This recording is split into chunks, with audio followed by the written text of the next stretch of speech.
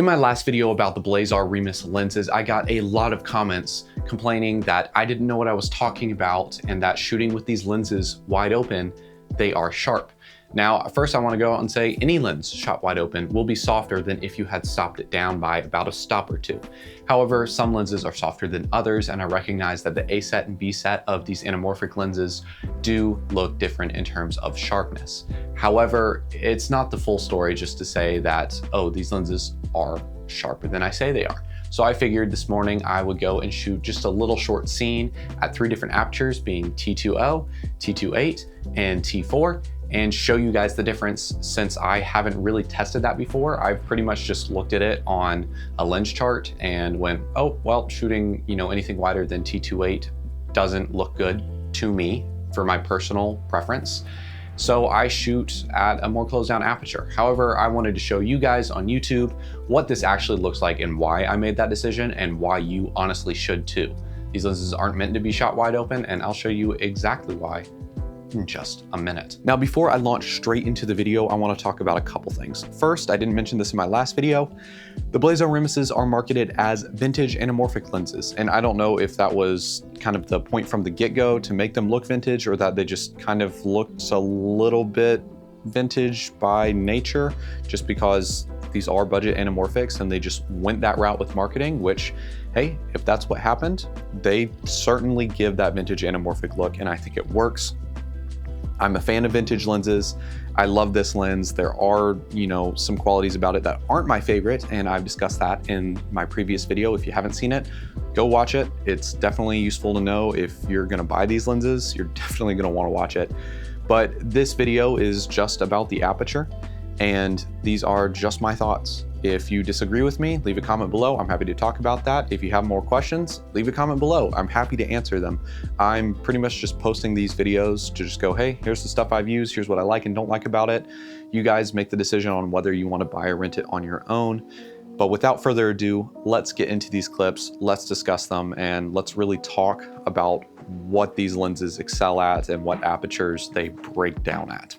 All right, we are in DaVinci Resolve. I'm gonna go ahead and play through the first clip, then we'll talk about it, so on and so forth, and then we'll compare and contrast what the different apertures look like. And I'll just give you some of my thoughts from using this in a controlled environment and shooting with these different apertures in uncontrolled environments as well.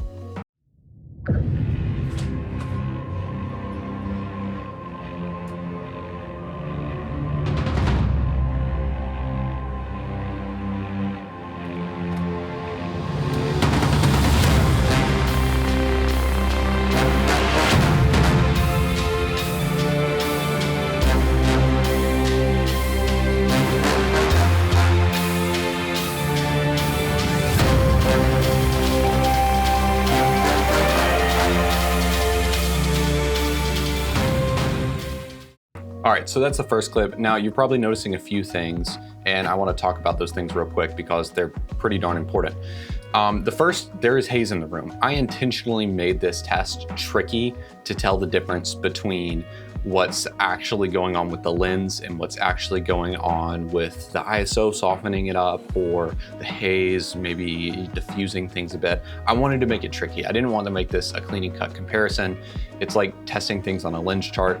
Those things are very easy to tell what the lens characteristics are on a lens chart, but once you get into the real world, sometimes that just doesn't translate. So I just figured I'm gonna haze the room, I'm gonna shoot with some different ISOs. I shot ISO ranging from 640 all the way up to 2000 on the Lumix S5, which has the dual base of 640 and 4000. I never went up to the 4000. I just wanted to kind of keep it within those ISO ranges just because I wanted to see how the lens would perform in a controlled yet realistic environment. So let's go on to the next clip and look at that. This is pretty much edited the exact same. I layered them on top and kind of cut as close as I could just to give it the same feel and just let the lens tell the story.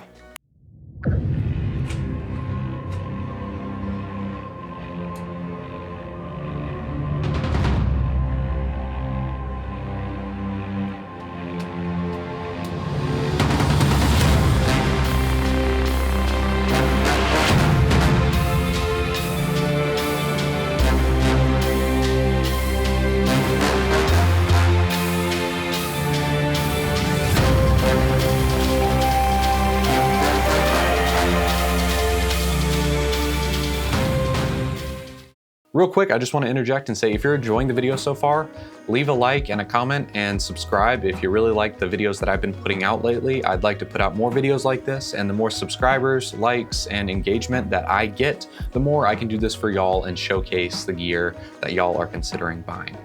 Let's get back to the video. You also do start to see like a little bit more of these like weird flares. Like you can start to see them on the side right here. They're these just weird flares.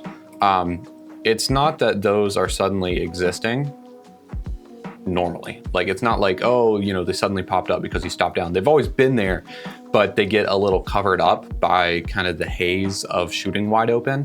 One of my biggest complaints with shooting wide open is the chromatic aberration. Like you can see right here, like there's just like, I mean, if you look over down here on the RS2 and just points, it's very glowy, which covers up some of the CA, but it's still there and it's really annoying, and it doesn't have a nice glow to it. It's not a pretty glow. It's not quite like a black pro mist filter. You know, that's shooting wide open, but let's look at T4 because I think it looks pretty different from the first two.